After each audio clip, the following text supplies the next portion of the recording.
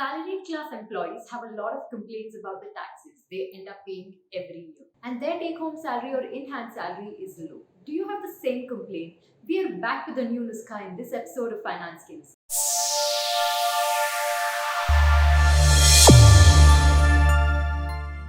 Hello and welcome. I'm Ekta from ClearBear, India's largest tax and financial services platform, where we have served more than 6 million tax filers. Watch this video to understand how you can save tax on cars. Let us understand how you can consider the car lease policy at your company and save taxes. Before that, let us understand the basics. If the employer pays you a total of rupees 30 lakhs per annum, then the entire 30 lakhs is taxable in your hands. Of course, after considering all the deductions. But for this example, let us consider 30 lakhs as the final taxable amount. Now, say you purchase a car worth rupees 10 lakhs out of this income. Will this change your taxable amount from 30 lakhs to 20 lakhs? No, because this expense is not allowed as deduction. But Snoopy, our tax nerd, wants to save tax by hook or by crook. So she figures a way out.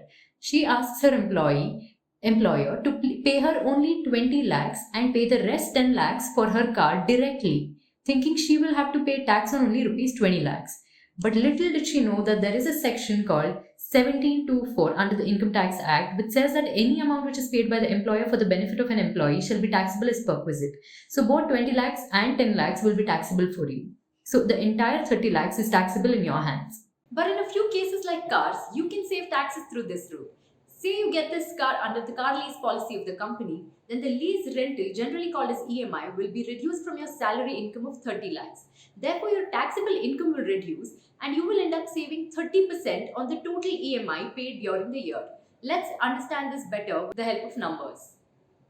Say you pay an EMI of rupees 25,000 every month. Therefore, a total EMI per year will be 3 lakhs, which is deducted from your salary. Assuming that you are in the highest tax bracket, like in this example, you will save 30% of 3 lakhs, that is 90,000 rupees. The lease period is generally around 4 to 5 years. You will save this amount of tax every year. Let's look at a few other scenarios and their tax impact. If the car is owned by you or your employer, that is your company, then all the amount which is reimbursed or spent by your employee on fuel or the maintenance or driver salary is tax exempt, but there are certain conditions that you will need to fulfill. Employer certificate is required that the expenditure was incurred wholly and exclusively for the performance of official duties, and employer has to maintain a log with all the details of the journey undertaken by the employee for official purpose, that is, where all the employee went by car, and a copy of all the fuel bills. However, if the car is used entirely for personal commute or travel, then the entire amount of fuel, car maintenance and driver salary paid by the employer will be fully taxable. You may have a question, what if I use it for both office and personal purpose? Then in that case, a standard deduction will be given. Let's look at it.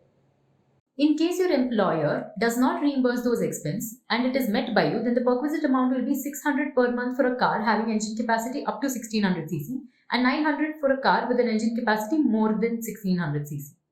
Now, in case the expenses are reimbursed by your employer, then the perquisite amount will be the actual amount spent or which is reimbursed by the employer less the maintenance allowance of 1800 per month for a car having engine capacity up to 1600 cc or 2400 for a car with an engine capacity more than 1600 cc. And also a driver allowance of rupees 900 per month will be considered in all of these cases if a driver is provided by an employer. Therefore, if you use the car for both personal and official purposes, then this standard deduction will be given to you and you're not required to submit any bills. We have summarized all scenarios for you. You may pause the video and have a look. I'll leave you with a bonus Nuskha. This is a tax benefit available to all, whether salaried employees, business owners or any other person. But this is available only on electric vehicles, not petrol powered, not hybrid, but only electric vehicles. If you take a loan for purchase of any electric vehicle before 31st March 2023, then you can claim a deduction of up to rupees 1,50,000 on the interest amount. I hope you enjoyed this fun explanation. Please hit like if you did. And if you have more questions related to this, you can refer to the article linked in the description box below or leave us a comment.